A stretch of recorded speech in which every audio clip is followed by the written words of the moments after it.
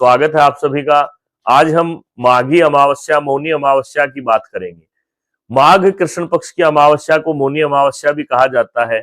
इसके पीछे भी कई शास्त्रोक्त प्रमाण हैं और पुराणों में भी लिखा हुआ मिलता है कि मनु महाराज जहां से सृष्टि प्रारंभ हुई, उनका जन्मोत्सव इसी दिन हुआ था। और जब उनका जन्म हुआ तो पूरी जो सृष्टि है ये अंधकारमय थी और उसके बाद से ही सृष्टि का विस्तार प्रारंभ हुआ। अर्थात वो शांति का जो प्रतीक है उसको मौनी अमावस्या से जोड़ करके मौन व्रत भी रखा जाता है। दो ऋतुओं का मिलन भी होता है। बसंत पंचमी आने वाली होती है, शरद ऋतु जाने वाली होती है। तो दोनों ऋतुओं के बीच में शरीर को सामंजस्य रूप से स्थापित करने के लिए एक योग क्रिया के माध्यम से आप मौन व्रत रख करके अपने पितरों की प्रसन्नता के लिए जप इस दिन कर सकते हैं। आज हम एक आपको ऐसा उपाय बतलाएंगे कि अगर आपके घर में कोई भी पितृ दोष है, कोई भी पिता, दादा, परदादा, नाना, परनाना या मामा की तरफ से कोई भी आपका प्रेत है या अकाल मृत्यु को कोई प्राप्त हुआ पितृ है, तो उसका आप यहाँ पर इस दिन कैसे, कौन सा तरीका अपनाएं, कौन सी ऐसी पूजा करें कि जिससे उनकी मुक्ति संभव है। अतः वीडियो को लास्ट तक देखिएगा। उपाय को समझने के लिए कॉपी पेन लेकर के आप बैठिएगा। जो भी सामग्री चाहिए वो आप एकत्र करें और ध्यान से यह उपाय करें। निश्चय ही आपके पितरों को सदगति की प्राप्ति होगी। देखिए, पितृ हमारे अदृश्य सहायक है, अर्थात दिखाई नहीं देते लेकिन सहायता करते हैं।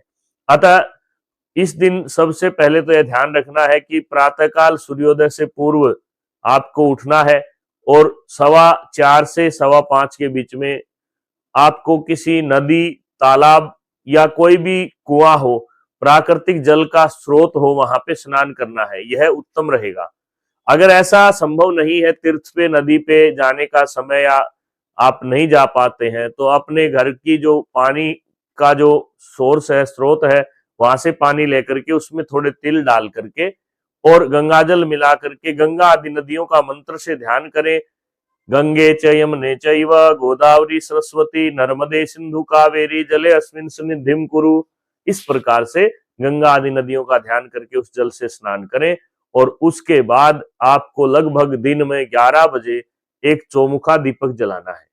आटे का बना सकते हैं या मिट्टी का जो बड़ा दिया, सनाई जिसको बोलते हैं, उसमें आप चौमुखी 2 लंबी बत्ती बना करके रखें और चारों तरफ 4 मुख उस दीपक के हो जाएंगे। उसके अंदर आपको न घी डालना है न सरसों का तेल, उसके अंदर आपको तिल का तेल डालना है और वह घर की दक्षिण दिशा में आपको रखना है। घर की दक्षिण दिशा में जहां भी शुद्ध साफ सुथरी जगह हो वहां पे आप रखें। हो सके तो आपके जो बुजुर्ग हैं, आपके दादा परदादा स्वर्गीय हैं, उनकी फोटो या ऊपर लगी हो तो उसी दीवार के पास में नीचे वह दीपक जलाएं। और आपको एक साफ स्वच्छ आसन लेकर के बैठना है। नीला या काला आसन न हो सके तो सफेद आसन हो, सफेद वस्त्र धारण करें और आपको कम से कम भी 1 पहर का मौन व्रत रखना है। 1 पहर, 8 पहर होते हैं, 3 घंटे का 1 पहर माना जाता है। तो 3 घंटे में से अगर आप 3 घंटे लगातार जप करें तो और भी अच्छा रहेगा। आप देवता भय पितृभ्यश्च महायोगी भय एव च नमः स्वाहा एव स्वधा एव नित्यमेव नमो नमः। तुलसी की माला या रुद्राक्ष की माला से आप अपने घर के मंदिर में या जहां पे चौमुखा दीपक जलाया है, दक्षिण में मुख करके वहीं पर बैठ करके आप पितरों की प्रसन्नता के लिए मंत्र जप करें या गायत्री मंत्र जो आप ओम भूर्भुवः स्वः वाला है उसका आप जप करें। ध्यान रहे, जिसने गुरु मंत्र लिया है, गुरु धारण किया, वही यह कार्य करे। अन्यथा किसी योग्य ब्राह्मण को निमंत्रित करके आप इस कार्य को करवाएं पितरों की प्रसन्नता के लिए। और लगभग यह आप 11 बजे शुरू करते हैं तो 11 से 12, 12 से 1, 1 से 2 बजे तक यह हो जाएगा। उसके बाद में आप हवन करें। काले तिल और खांड, चावल, सफेद तिल और उसके अंदर गोले का बुरादा मिला करके गोले को आप घियाकस से कस सकते हैं या वैसे काट के मिक्सी में आप उसको रगड़ के वो पाउडर आप मिला सकते हैं।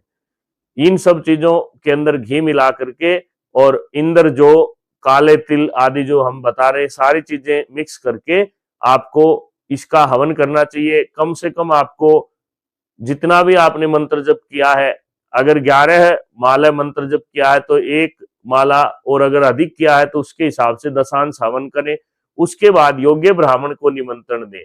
कई लोग कहते हैं कि अमावस्या को आप गरीब को भी खिला सकते हैं। नहीं, ये शास्त्रों में जो वर्णन है, गरीब को जहां पे खिलाने का आएगा वहां पे गरीब का नाम ही लिखा होगा। अगर ब्राह्मण को भोजन कराना है तो यज्ञोपवीत धारी कोई भी ब्राह्मण हो उसको ही आप निमंत्रण दें, उसको भोजन कराएं, यथाशक्ति वस्त्र का दान करें। बाजार में सस्ते वस्त्र आते हैं, वो वस्त्र न लेकर के आप चाहे उनको एक गमछा दें, लेकिन अच्छा दें ताकि अगले के काम आए। इस प्रकार से उनको कुछ दक्षिणा दे करके और विदा करें। तो अगर आप हवन यज्ञ भी उन्हीं विप्र से करवाते हैं तो अच्छी बहुदेयम चास्तु, अच्छी सी दक्षिणा दे करके विदा करें। इस प्रकार से आप यह उपाय करें। आप देखना अगले 3 महीने के अंदर आपको शुभ समाचार मिलने प्रारंभ हो जाएंगे। पितरों की प्रसन्नता, अखंड पितृ जो देव है वो आपके घर में विराजमान होंगे। उन दीपक जो चल रहा था उसको आप हवन की आरती तक चलने दें। उसके बाद में आप उसके अंदर और तेल न डालें, अपने आप बड़े हो जाएंगे। यह विधान है। और उससे अगली अमावस्या को आप लगातार हर अमावस्या को किसी न किसी रूप में पितरों के निमित्त गौशाला में दान करें। फिर देखना आपका सारा कार्य, रुका हुआ जो भी कार्य है वह चल पड़ेगा। धन्यवाद। जय श्री राम।